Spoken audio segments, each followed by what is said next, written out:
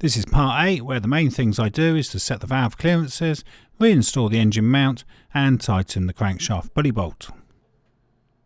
I'm just going to remove the spark plugs so that there is no compression in the cylinders, and it would be a lot easier to turn over by hand. So firstly, I'm just going to pop the spark plugs back out, because that will obviously make turning the engine over easier with no compression. So we'll just remove those, put them to one side. And lastly, number 4.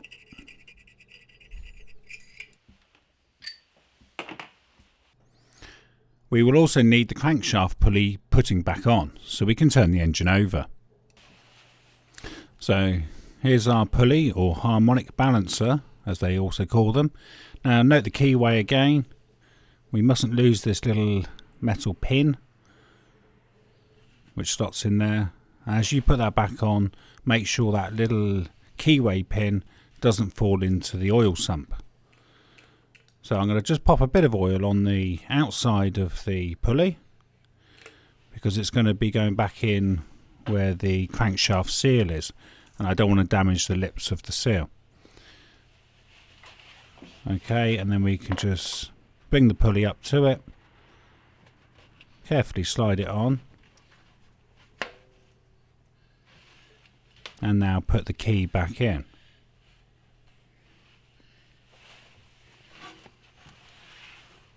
Like so, and gently just push that in. We can replace the bolt then. I'll put a little bit of light oil on that. Don't forget, this bolt should actually be replaced with a new one when you've permanently finished the job. We now need to ensure that the single timing mark on the pulley lines up with the arrow on the timing chain cover. This indicates that number 1 and number 4 cylinders are at top dead centre. So if we look down from the top of the engine bay onto that pulley that we just put on, we can see the mark there, the single mark, must align with the timing chain case cover. And here's a photo to show more detail. We have set cylinders 1 and 4 at top dead centre, but we need to know which one is on the compression stroke. So to establish this, we need to check the cam lobes are pointing away from the valves on cylinder number 1, and that the timing marks on the camshaft sprockets are both at the 12 o'clock position, and that the two lines are level with each other on the camshafts. So make sure the arrow is pointing upwards. There's the dot at the 12 o'clock position, and there's the other dot at the 12 o'clock position. Also then make sure that the two horizontal lines on each of the camshaft sprockets is perfectly level with each other. They must be exactly level. Like so. So here's a photo to show what I mean. A bit more detail there. And notice that the cam lobes on the intake and the exhaust are both up away from cylinder number 1. And you can tell there's plenty of free play there.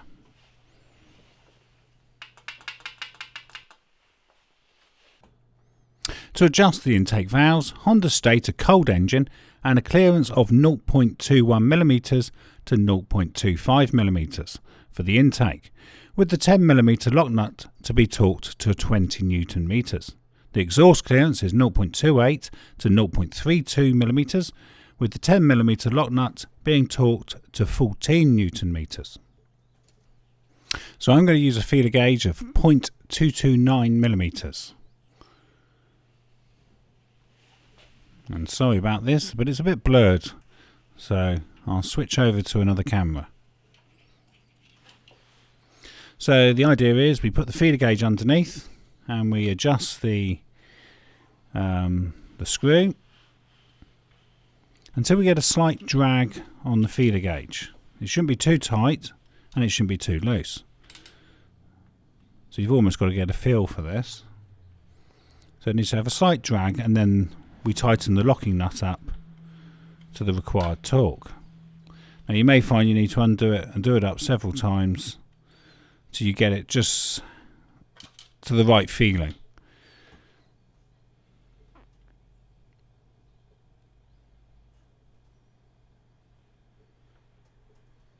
So I'm just feeling there for the drag,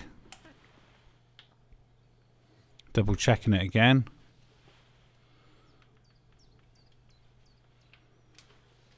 So I'm just pinching it a bit there against the lock nut.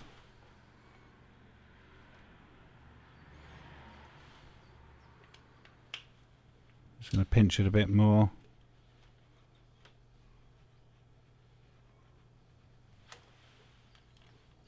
Still feels a little bit loose. You just got to have a slight drag on that, on the feeler gauge.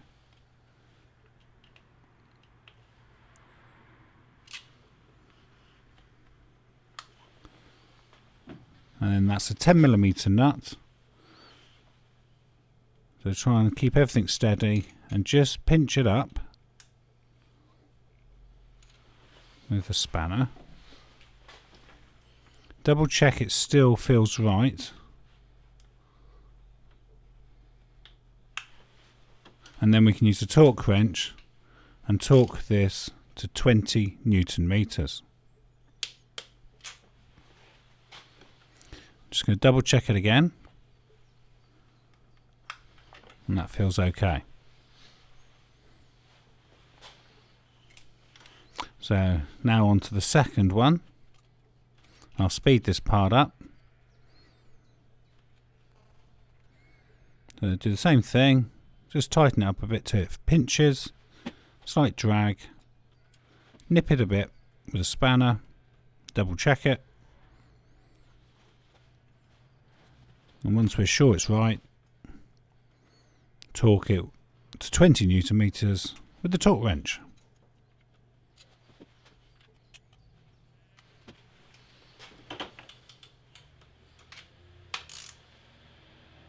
That's the intake done. Then the two exhaust valves. So I used a 0.305mm feeler gauge for this.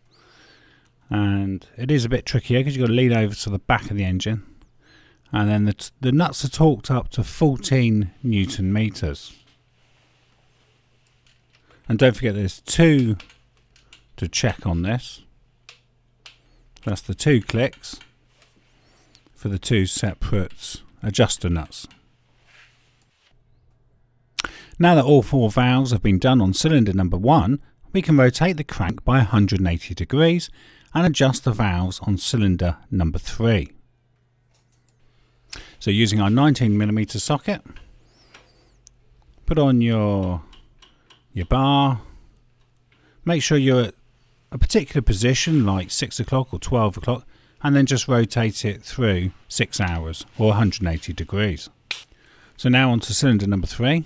So my feeler gauge is 0.229mm. So like we did before, slide it under, adjust the screw until it just pinches, slight amount of drag, make sure the lock nut's nearly there. Just going to wind it back a bit. It's obviously pinching just a bit too much.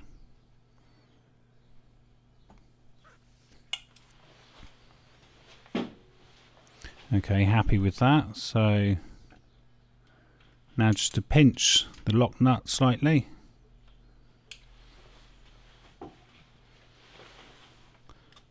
Double check it again. Yep, that feels okay.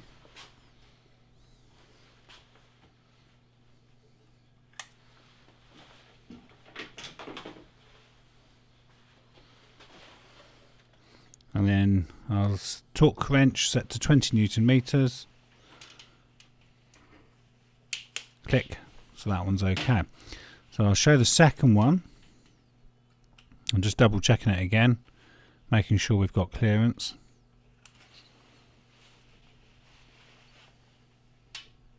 So if I go on to the second one, I'll speed this up. I mean, it can be a tedious process, this, but it's a very important process. And then the rear ones, which is 0.305 millimeters. Bit hard to video that. And then torque those lock nuts to 14 Newton meters. And there we are. So now all 4 valves have been done on cylinder number 3. We can rotate the crank by 180 degrees, which will bring the single notch back into alignment with the case arrow, and adjust the valves on cylinder number 4. So here we go again onto our crankshaft pulley. I've put it at the 12 o'clock position and then just take it clockwise to the 6 o'clock position. That arrow should be realigned now on the crankcase. So if I place a camera above, you can see the cam lobes clearly here pointing away from the valves. So I'll speed this part up, but it just gives you another angle of view.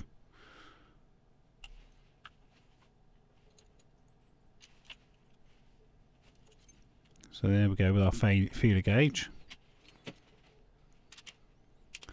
Torque that, and then do the second one.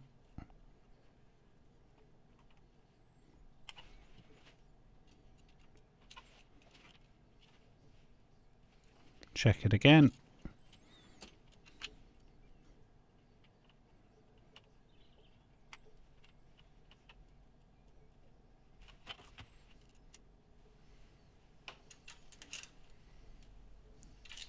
And then we need to torque that one. Just checking there's some clearance there. So 20 Newton meters, click, and that's that done.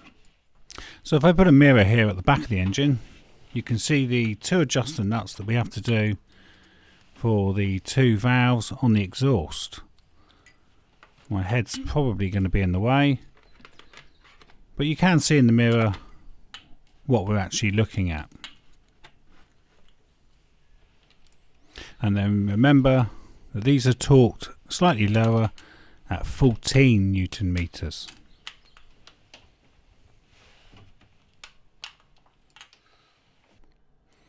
Now that all the 4 valves have been done for cylinder number 4, we can rotate the crank once more by 180 degrees and adjust the valves on cylinder number 2.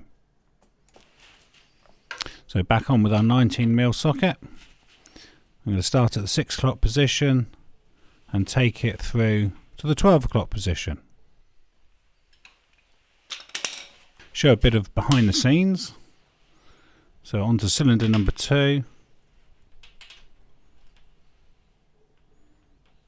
And I'll do a close up there. So that's quite a nice shot there. You can see that drag on the feeler gauge quite clearly on this shot.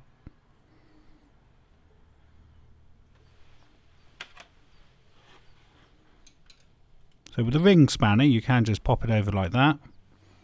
It's probably easier with a ring spanner.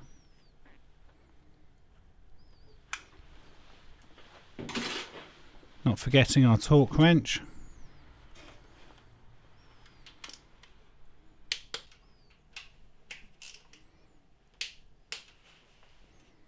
And then we have to do the rear as well. And then this is the last one. Job's done. So we can now replace the spark plugs and torque them to 18 Newton meters. So we're just going to pop these spark plugs back in. More for fear of something dropping down there. Now that we've actually got the head all sorted and the valves all set up, last thing we want to do is drop a little screw or a nut or something down there onto the crown of the piston. That really would cause some trouble. So remember, spark plugs don't need to be very tight, not with an aluminium head. 18 Newton meters as shown here. We've got our click. And the last one. Replace the crankshaft sensor. Do this carefully as they are delicate. So I'm going to just pop a little bit of silicone lubricant on the O-ring just to help the sensor pop back in. So I don't want to overly push on this or force it, because I don't want to break that sensor. So once that's in, it's a 10mm socket, and just do that up probably to the equivalent of 10 Newton meters. We can now put the engine mount back on. 15mm long spanner, and all 3 bolts are torqued to 44 Newton meters. So here's the engine mount.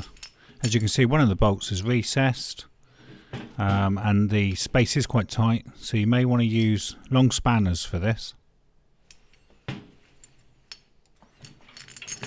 So access is very tight down this side of the engine, which is why long spanners are probably the easiest to use if you have them. All bolts are torqued to 44 Newton meters.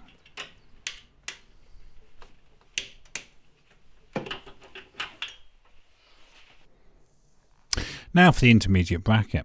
17mm long reach socket, and all 3 are torqued to 54 Newton meters. Tighten the engine nut and bolt first, and then the single nut. I had to redo this part while editing, as on further investigation I found the engine mount to be upside down on my car for some reason, possibly from the factory. So here's a photo showing how the bracket should be correctly mounted. So now I've put it on the correct way round. So we need to put this one on first. Then we pop the bolt in. So we're working on the engine side here. We need to tighten those to 54 Newton meters.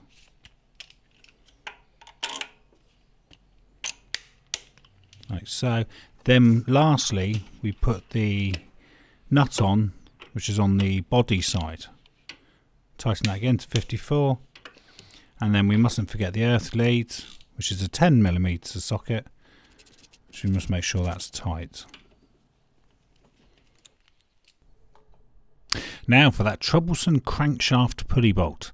This requires the Honda 50mm pulley holder tool and a 19mm socket that will fit through the holder. This bolt is tightened to 245 Newton meters. So lightly oil the bolt and under the head of the bolt and tighten this to 245 Newton meters. So this is the hexagonal locking tool. It's 50mm. This one's made by Laser and it's model number 3760, and they're about £50. So the idea is you slide it in part of the frame here and lock it in on the crankshaft pulley like so. Now you do need a socket to go through the middle of that. Obviously it's a 19mm socket. Now what I did here was take a 3/4 inch cheap US Pro socket for £10.95 and filed it on a grinder so that it would fit in the middle of this. You can buy a dedicated socket, but they're about £20 to £30.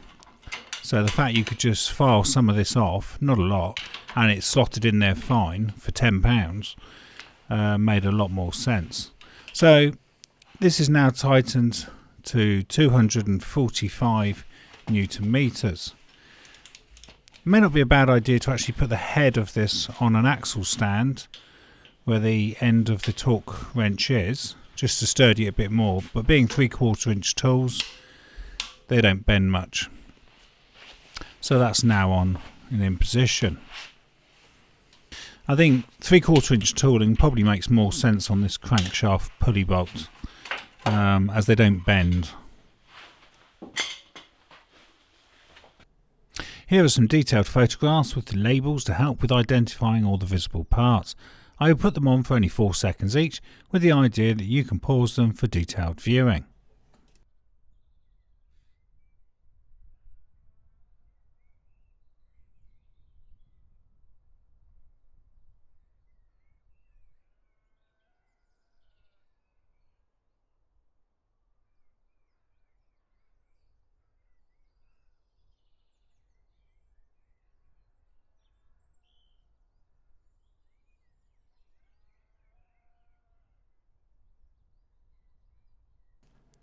Thank you for watching, and please see part 9 in this series.